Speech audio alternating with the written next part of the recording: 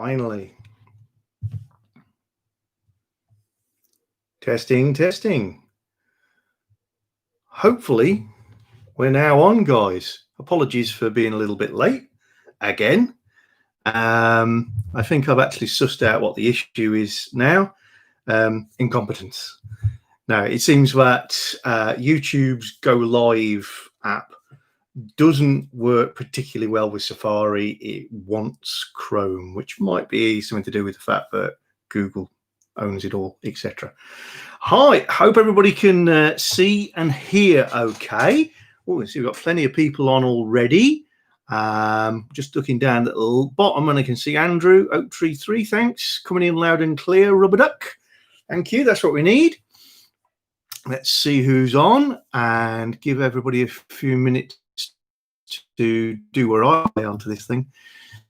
Andrew is on there, fantastic. Roger Brearley, Matt Adams, Neil Foster, Gareth Davis, Roger Brearley, Ray G, Anthony James. I'm a huge fan. Taught me so much of his channel. Thank you very much, Anthony.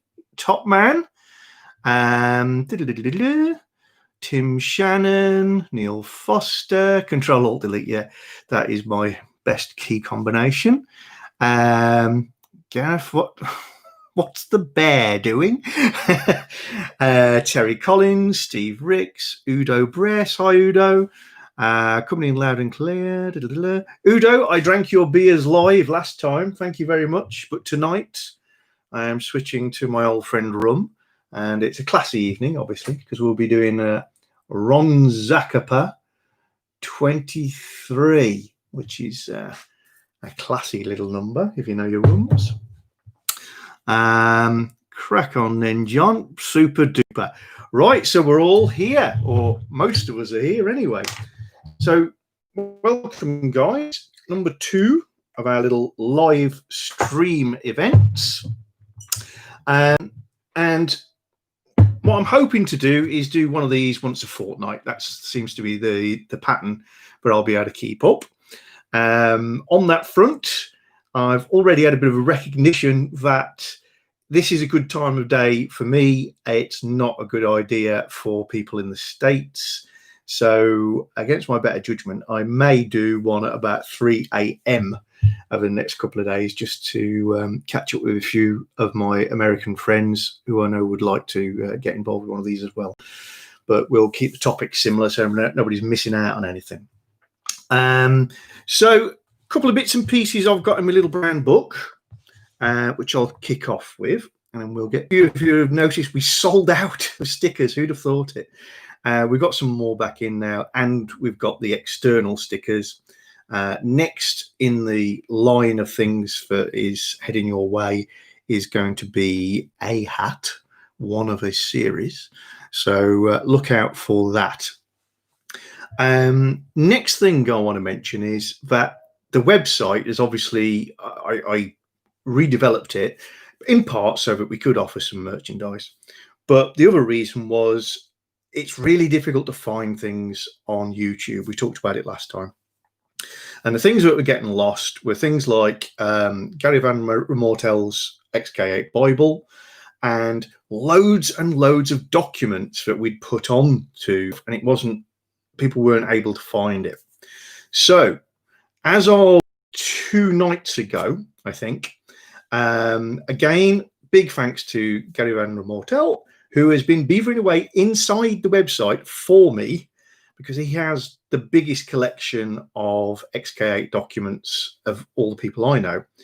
He has now installed, we think, the entire set of Jaguar technical bulletins. So if you went to the website, you go to the little tab at the top of it that says, that pops up. The next thing down is my index to the first 50 secrets of the XK8. Below that should be a tab that allows you to look at Jaguar technical bulletins. There are 181 of those, plus an index, which I think, I'm just reaching into my drawer. Yep, there we go. I printed one off for myself already. An index for, again, put together by Gary for us. I'm going to say, you know, Gary's not paid for any of this. He's just a subscriber who's very good on the documentation and keen as mustard, and has got involved, and he's put that in there for us free and gratis. So if you want to have a mooch through the technical bulletins, there's some fantastic stuff in there. I've been reading some things that I didn't know, and some of them will turn into secrets videos, but it's a really good resource. So go check that out. Right, leave that for a little bit. Let's go back over onto the right hand side and see what you guys are saying. Nothing and nothing. Hi John, long time watched, first time questioner. Hi there, nothing and nothing. Got an engine code for bank 2 catalytic converter working below efficiency threshold. Is this a new cat job, do you think? Ooh, unfortunately, I do think yes. I'd love to have better news for you there. The good news is that it won't be hampering you too much. So if you can live with it as long as you need to. They basically, what happens is they're old school catalytic converters mounted vertically. So it's like a silencer box vertically by the side of your engine, full of ceramic coated in platinum, and vibration from the engine, heat from the engine, and age basically crumbles the ceramic eventually, and they start to fall apart, and they start to block the system up. So the car gets a little bit quieter, bad news, and a fraction slower and a fraction more thirsty on fuel. But if it's not giving you problems, wait until it's right for you. You can get second-hand cats. The cats on our cars do survive rather well. Mine's still on the originals at 23 years old. My previous car had one replaced because it sounded like somebody was chucking a marble round inside a tin can, and that was the ceramic crumbling, which is probably what you've got there. Tony Fisher, I can hear you from the other side of the river in the Yorkshire Wolds. Thanks, Tony. People free, old mate, how you doing, pal? Chaz Kent, looking forward to a good show. John, will you be changing your diff oil? Oh, Anthony Jane, good question. Yes is the simple answer, and because you are asking that question, I know why you're asking that question. It's not the easiest of tasks, because technically, and again, go to technical bulletins on the website, you'd have to drop your IRS down for that. You have to drop your rear axle, but you can put a hole in the boot floor neatly with a grommet that enables you to more easily get straight through the boot floor to the filler for the diff, so that you can drop it out and then get it back in without having to drop the axle. So yes, I will be doing it. Mine doesn't need it doing. I've only done 50,000 miles, but age says it's a good idea. Plus, I want to do that mod. Somebody else, one of the subscribers, name eludes me for the moment, has sent me in some good images and measurements for where that hole goes. So hopefully I'll get it right first time, and I share it in video format. So that's a really good one. Gareth Davies, when are we going to see some speed runs in Olive? Hi, Gareth. Olive is moving ahead quite well. So Olive got some work done on her yesterday, which means the interior is all but finished now. Probably got one more video to do. Then she's coming out of the garage, so that I can go upstairs in the pop top and do a bit of work in there. And then I'm on to just the mechanicals, which is quite exciting. But I reckon we're going to have Olive shooting up and down the road in the next 3 weeks or so. And I'm really looking forward to it, because it's another vehicle with a fabulous sound, isn't it? Pop, pop, pop, pop, pop, pop, pop. Nothing. Thanks for the answer. Appreciate it. Next part, a little bit more technical. Are R and 8 cats the same? Ooh. I'm going to say yes, they are, but I'm happy to be corrected. There is a difference that's more important. Early cars only have one oxygen sensor. Later cars have too, before and after the cat. So just be careful on years. Somebody might be able to correct us while we're on air and give you a better answer on that one. Brilliant, brilliant. Roger Brearley, I had the same rattle issue with one of the cats on my car. Not an easy job to do to change. 2 days. I feel for you. Yeah. Well, let's be positive. It's a big thing these days for people to sneak around at night and steal the cats from underneath your car. If you've got a Jaguar XK8, if you see somebody doing that, just leave them to it. They'll still be there in the morning, and if you need the cat off, let them do it. Because it's vertical, it is really difficult to get the nuts and bolts. It's not, it's not technically difficult. It's just undo bolts. And Norman B33. Hi, Norman. John, looking for a BPM for XKR convertible. Anybody have a spare to buy? I know it's hard to get. BPM. Excuse my ignorance. Can't think for the moment what BPM is. You or somebody else will put that up for me. Dave Nolan. Morning, John from Brisbane. Way, well done. Thanks for tuning in, Dave. Have you tested those brakes yet? Please discuss. Same rotors, pads waiting in my garage, just waiting for new seals, etc. from British Car Parts. Right, let's do that.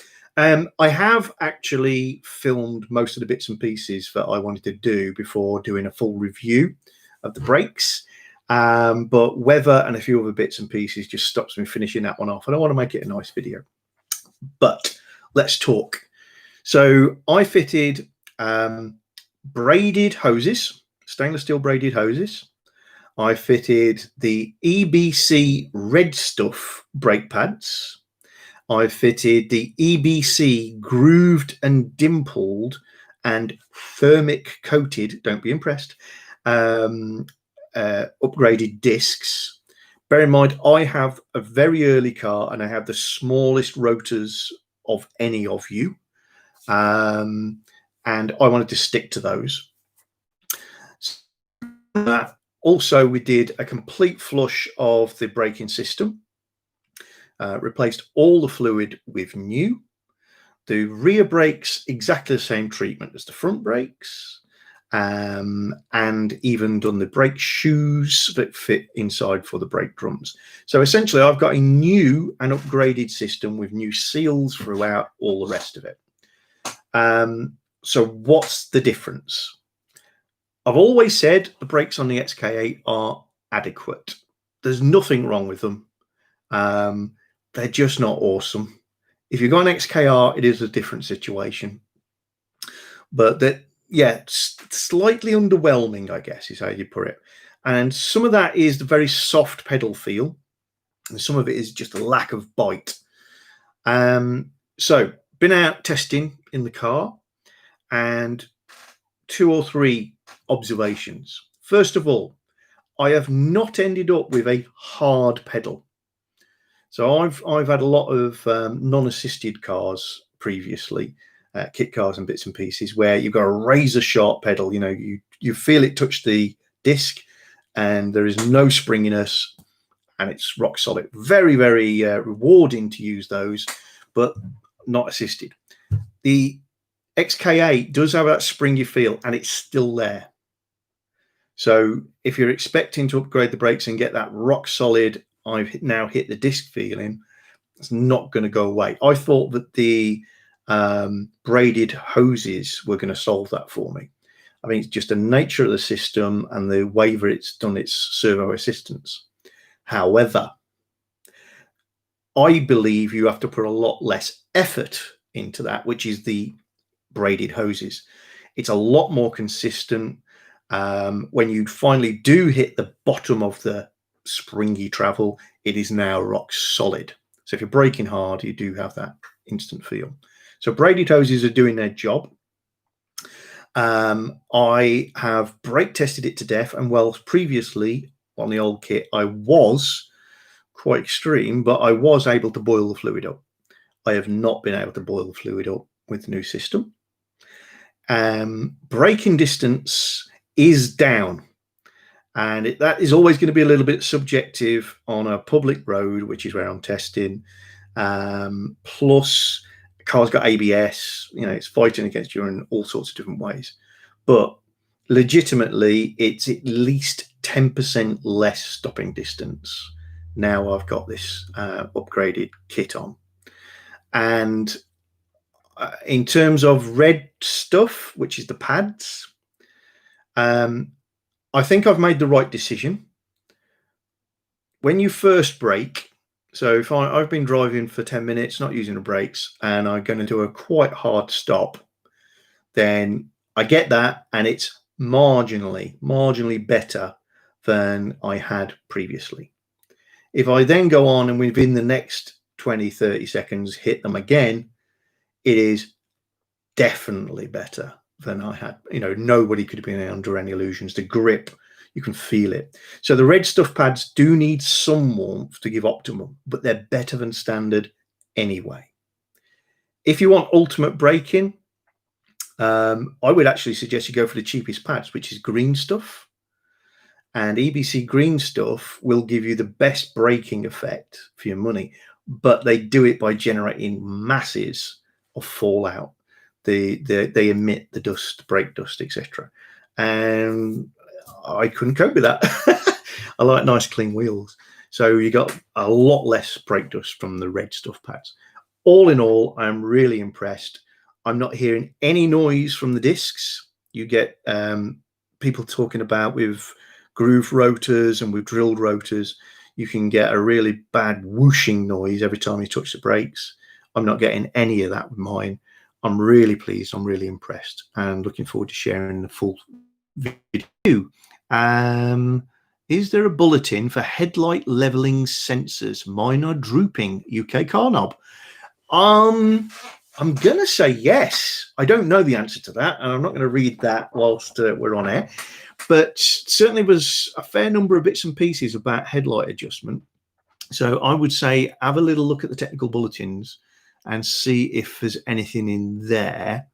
MJ Racing, no, different in size due to different box. So I'm guessing that's a reference back to the cats. So take that advice, please. MJ Racing has filled us in. It's different size.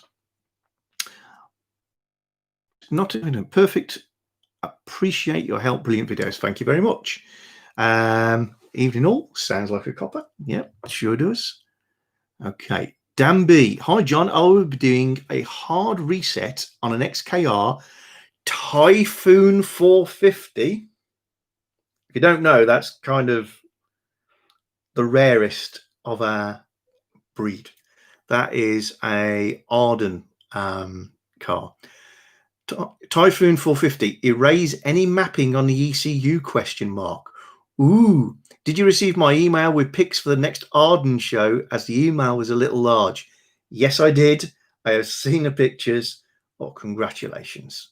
So we've got some great images to come up of Dan B's car, and particularly some details around nose cone, etc.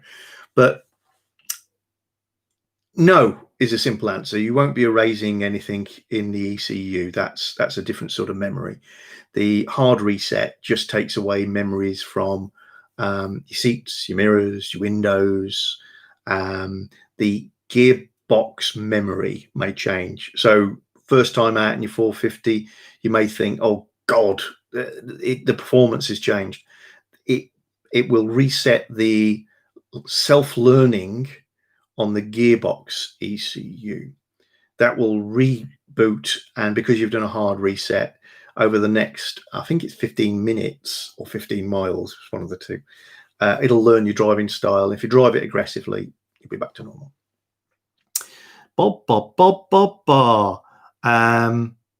Norman B. Body processor module. Oh, thank you very much, Norman. That was the decoding of, okay. John, I'm looking for a body processor module. Thanks. For an XK convertible. Anybody have a spare to buy? I know it's hard to get. And Norman's given us the code LJD2500BA. So if anybody's got one of those, please let Norman know. He's on the chat at the moment, or if for any reason you can't catch up with Norman afterwards, let me know and I'll let Norman know. That won't be an issue. So let's see what we can do. Okay. Martin Lancaster, is sorting the issues with electric seats and headrests easy for the home mechanic? Yes, I would say. If we're talking about the headrests not going up and down, then it's probably the cable. We discussed it on the last live stream. There are videos out there of how to do that, and it's not too difficult. It's a bit daunting just because you got to unhook the cover off your seat, the leather cover. DIY job on my 03 with 80,000 miles. Yes, it's not technically difficult. Two challenges. A, it's a lot easier if you've got a lift, obviously, or you've got to jack it